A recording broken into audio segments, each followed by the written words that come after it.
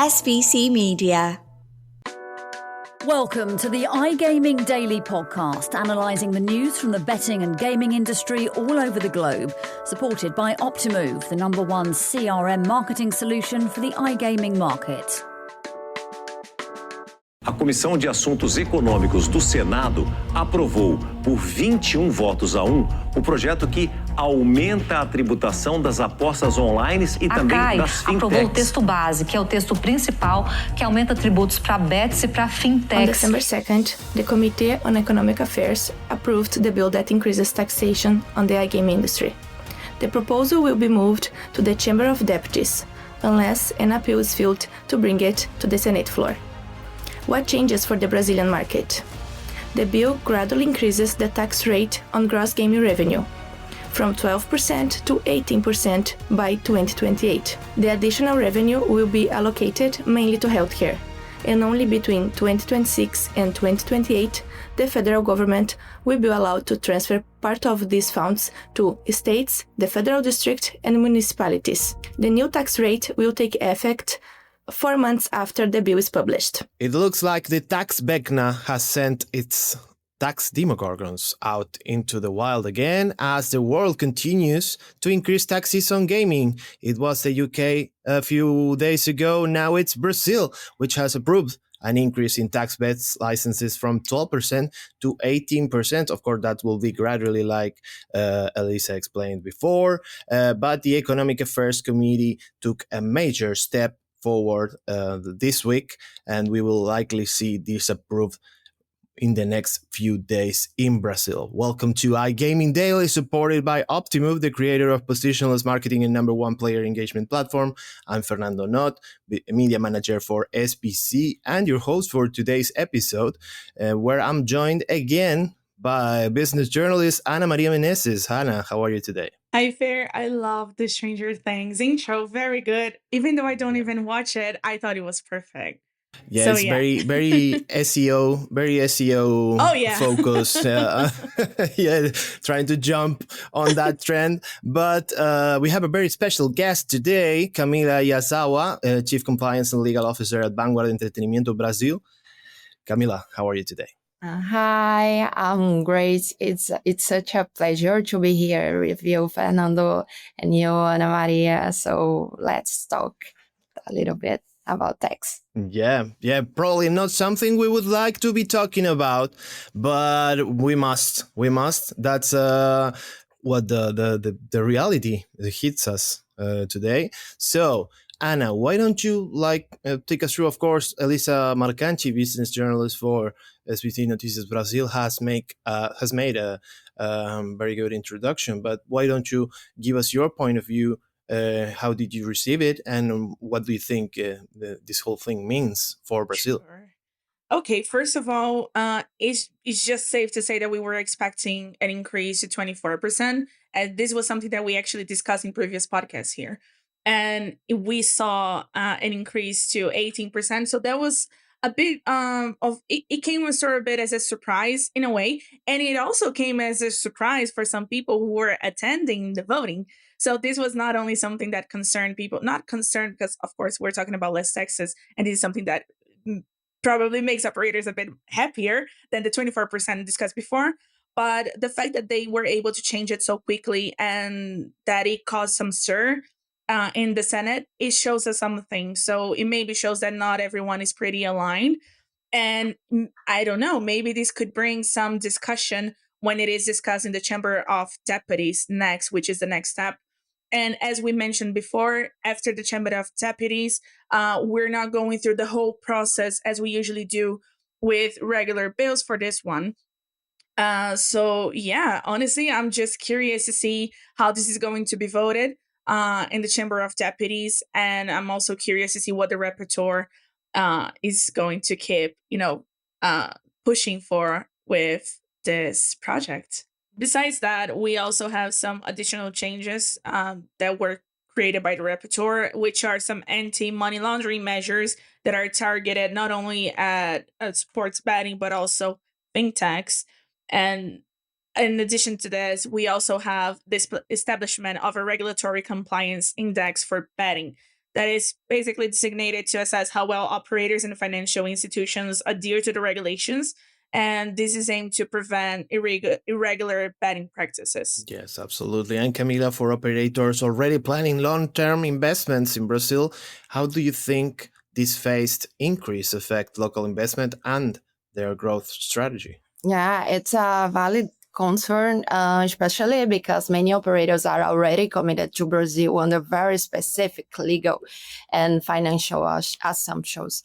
They pay 30 million has per license based on a 5-year horizon with clear expectations about the regulatory and economic model, including the share of GGR. So now the proposal shifted, even if it sounds small, can have a real impact on long-term financial planning. So we have to consider that operators had structured their business models and even their RTP projections based on the original allocation, and this change hits them at a very strategic level. It's not just operationally, but it affects how they manage risk and capital over time. It's important to think that also it's not just changing about an increase of taxation, because the percentage of GGR that operators are required to allocate it isn't structured as a typical tax. It's actually part of the regulatory framework of a public service authorization. So in Brazil, fixed odds betting, it's treated as a state-controlled service, much like lottery or toll road concession. So when a private company receives authorization, it's entering into a public law arrangement, where part of this revenue sharing is a condition to the license itself. So it's very similar to what we see in other types of concessions. The company pays a portion of its gross revenue as part of its public service obligation, not as a tax.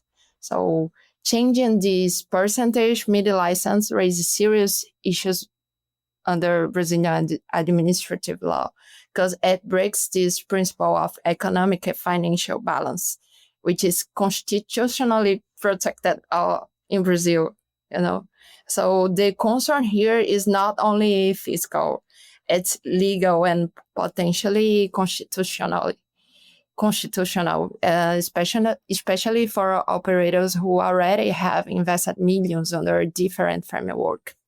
Yes, absolutely. I think it's something that we've seen a lot in developing countries or countries with developing regulation for iGaming and gambling in general, that they set the rules and all of a sudden 6 months in, a year later, or even maybe 2 years later, they decide to change the rule book for operators. So I'm going to switch our questions here, prepared questions. I'm going to go with the last one first instead of the other one that we had prepared. But the Brazilian market, like we said, is still quite new, as its regulatory framework was only enforced a short time ago. So do you think increasing taxes before the market matures could impact channelization rates and the viability of smaller local operators? Yes, and definitely.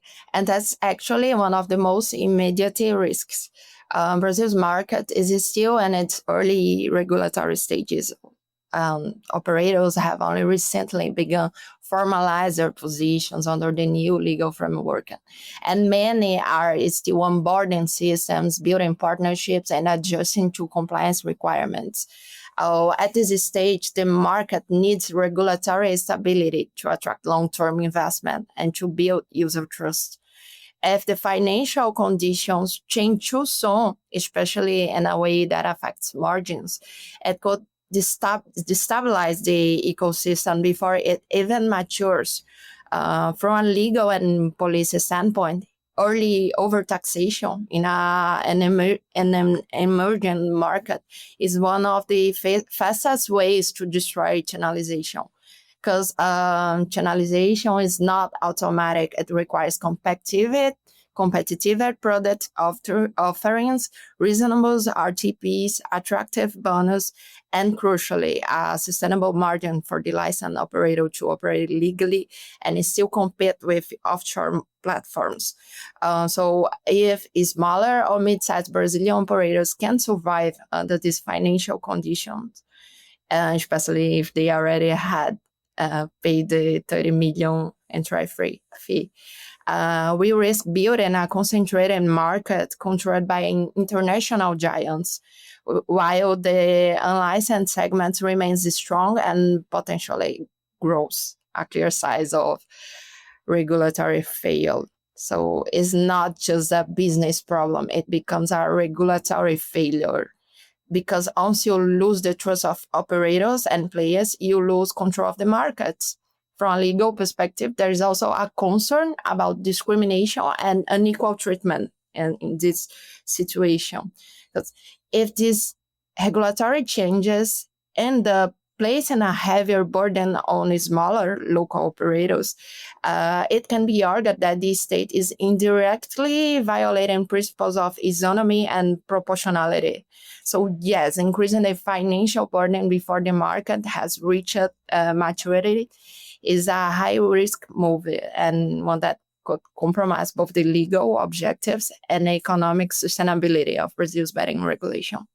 I believe there's also something to be added here, and of course, I'm just doing a little bit of a bit of marketing about Kamilla, but she specialized in the tax regulation, especially of municipalities. She wrote and she did a lot of those of her state, Pernambuco.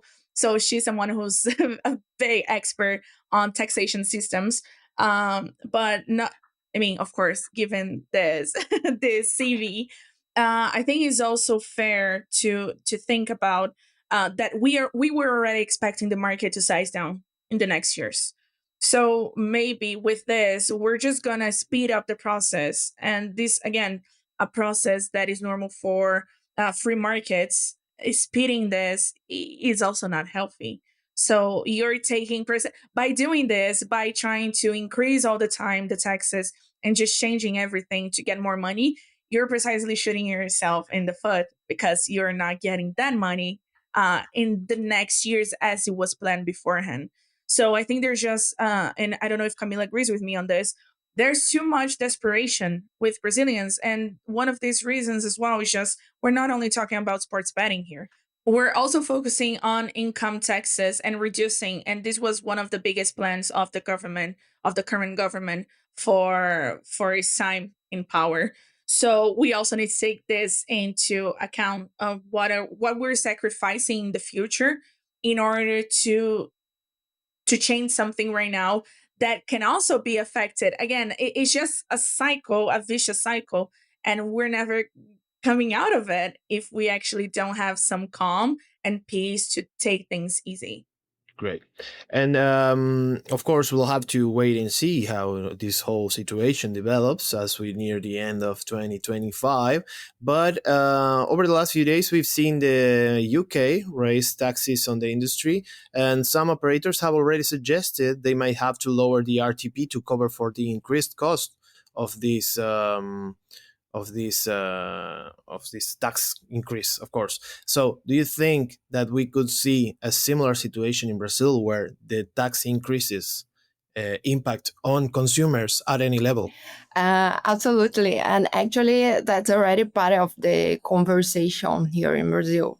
When you reduce the operator's share of GGR, even by a few percentage points, you are compressing already tight margins. And unlike in other industries, most betting operators can simply pass on costs through price increases. Instead, they adjust internal levers like RTP, promotional offers, or bonus caps. So yes, we could definitely see a reduction in our RTP, especially among operators that are trying to remain competitive while absorbing a larger regulatory burden. And this impacts not just the operator, but also the player experience, which is crucial in a new market like Brazil, where channelization is still under construction. And this brings us to a deeper issues. The burden of regulatory costs always ends up somewhere. And often it falls on the player. So if the operator is forced to retain a smaller percentage of the GGR, they are gonna adjust wherever they can. That means lower RTPs, fewer high value promotions, and less flexibility to localize content. But there is another layer here. If the regulated environment becomes less attractive for players, some of them will inevitably migrate it or stay in unlicensed offshore platforms that offer better payouts, fewer restrictions, and aggressive bonus. That's where the public police risk lies. Overregulating or overtaxating too soon can actually undermine the regulator's core objective, which is to bring players into a safe, legal, and supervised ecosystem. If players feel the experience is better outside the legal market, no tax increase will ever make up for the lost channelization. We've seen this with Colombia as well. And if you guys, the listeners, paid attention to our previous podcast as well, we talked about this earlier this year. But this is also a concern that they had in Colombia, and operators were actually going out of their ways to say that they would cover for the taxes that were being increased out of the blue in a way. And they mentioned, and at the time I remember talking to some operators who were also operating in Colombia but in Brazil, and asking, okay, if this happens here, what are you guys are going to do? Is this going to be the same? And they said, we can try it for a little while, but we're not going to be able to actually do this in the long run. So yeah, in a way, suffocating. But we have these other examples in South America, not even going too far from Brazil, but we've seen what this tax increase can actually do to the whole market, and how, again, as I mentioned, in the long run, you have to weigh things in. If not, it just sounds desperate, and it's not a good look for a country to look desperate when it's trying to get investments. So yeah. Yes, absolutely. The concern for the shift into the unlicensed market is there. There's plenty of research by European entities or by South American operators as well. So we'll have to keep an eye on that. But right now we're going to do a very quick ad break here on iGaming Daily, and we will be right back to continue discussing this tax increase in Brazil. We'll be right back. SBC Leaders connects the gambling industry's top-tier operators and associations to share the best ideas, collaborate on solving the biggest issues, and push innovation throughout the betting and gaming industry. If you're an operator and want to join the discussion, visit sbcleaders.com for more information.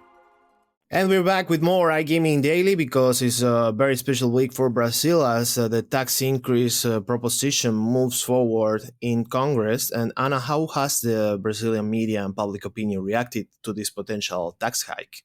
First of all, we had one of our biggest representations of operators in Brazil, the national operators, which is IBJR, IBJR, so the Brazilian Institute of Responsible Gambling.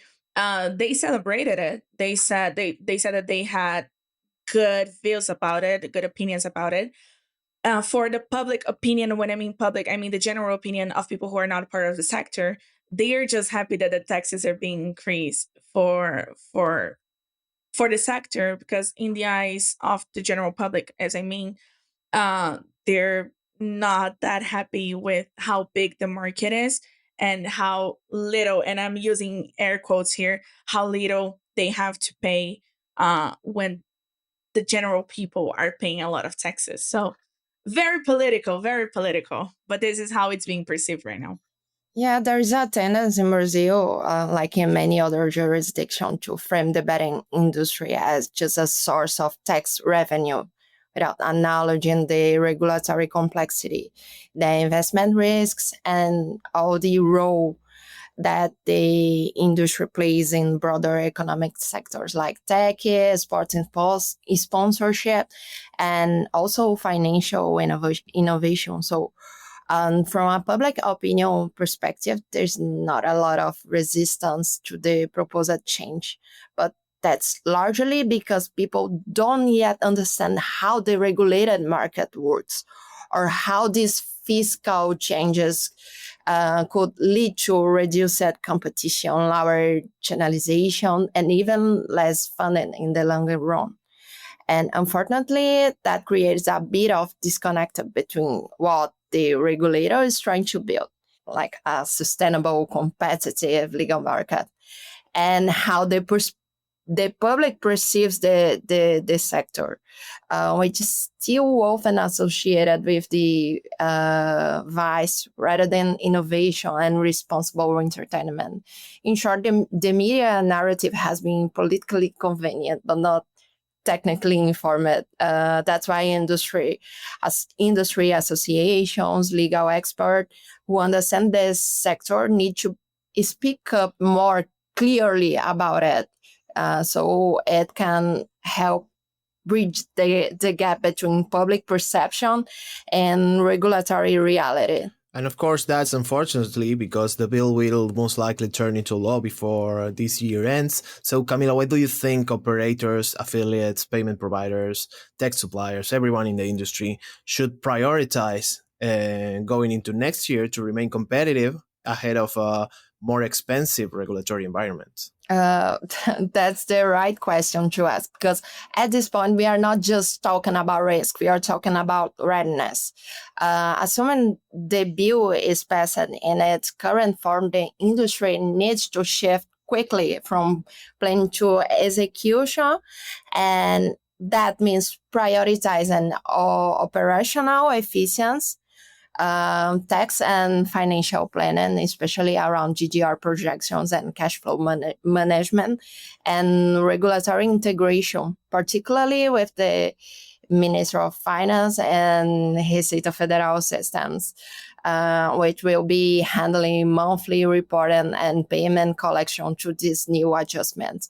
So for tech suppliers and payment providers, this is the time to position themselves as compliance enables, helping operators meet new standards in areas like responsible gambling and transaction monitoring and RTP transparency. From a legal standpoint, contractual clarity and strategic litigation awareness are gonna be the key in 2025 and 2026. For operators who already hold license and pay the full 30 million reais fee, there is a strong argument that any material change to the economic terms of the license triggers a right to rebalance and under the Brazilian public law. So legal teams should be preparing for more requests for economic financial rebalancing it based on the principle of equilíbrio econômico-financeiro here in Brazil. So it's important start to prepare itself, because it's a service.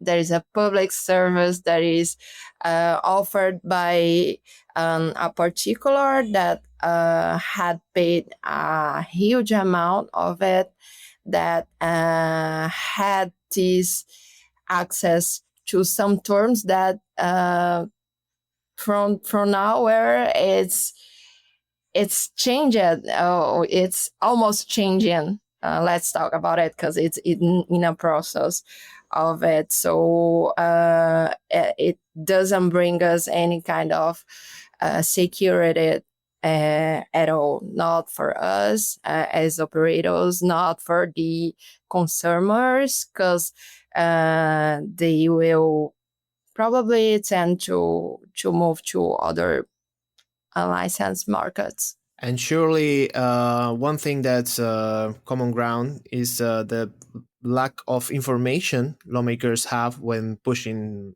initiatives like this. So, Kamilla, to wrap this episode up, what message would you give lawmakers that only see the industry as a tax money generating machine?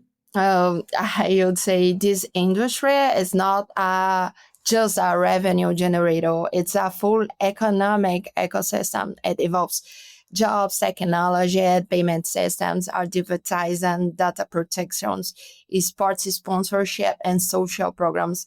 So when it's well regulated and taxed sustainably, it delivers massive benefits to society. When lawmakers treat this sector as a short-term tax collection tool, they miss the bigger picture, which is the opportunity to build a modern, transparent, and well-regulated ecosystem that generates value far beyond tax revenue. So let's be clear, no one is asking for special treatment here. The industry understands the importance of taxation, of regulation, contributing to the public good.